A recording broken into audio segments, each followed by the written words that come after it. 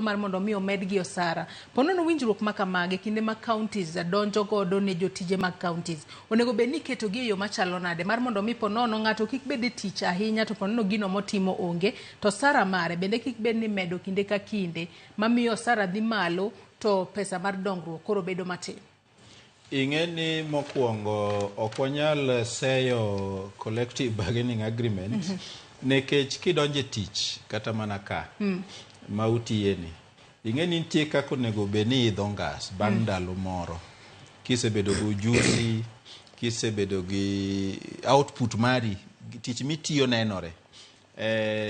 Tich ka tich, obed tich sirikal, obed tich private sector, obed kata ohandi. Ineno ka ngimani medo bedo maber moloyo kaka nichako ohala.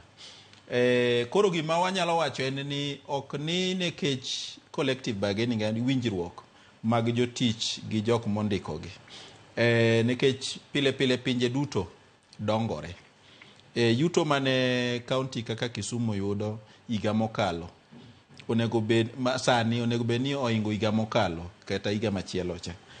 Koro sama indiko collective bargaining agreement gi emomiyo wadwa ni counties oket jiwruok e wach own source revenue nekech sama gitimo mano ginyalo kop gi medruok mar misara, idho ngas mar jotich, but gimonego watim ahinya especially counties wagi. Ing'eni nitie gimoro ma jo human resource luongo ni staff rationalization. Jotije wagi be adier be wadwarogi. Andang'o ma gitimo. Nikech anyisi ni kane Kajiado County otimo audit, ma county governor nodhi opando ne MCS, koro kodwa ni MCS one, ma koro MCS be wacho ni onge gimoro modwa timo kawuono ka ok ikelonwa audit mar staff. Thothgi ne chamo msara to kuma gitiye ok ne. Koro staff rationalization no miyo upenjori ni adier jotije man gogi be adwarogi kata mano andi kidwa ndiko jalwedo manyalo konyi kata rito ohala samoro kileng'ori and so on. Nyaka ipenj ni ka be ng'ano be idware, to yes kidware onego ichule pesa di. To pesa michule no bo winjore gi ngima ma dhano masani onego dagi and so on and so forth. Koro ok wanyal seyo collective bargaining agreement kata winjruok ma jotich timo gi jok mondikogi. Gima wanyalo penjo manyicho nyiswa kata pinywa mamalo ka ni ka sirikal masani choko pesa mang'eny molo sirikande ariyo mosekalo manotelnego Uhuru Kenyatta gi Mwai Kibaki.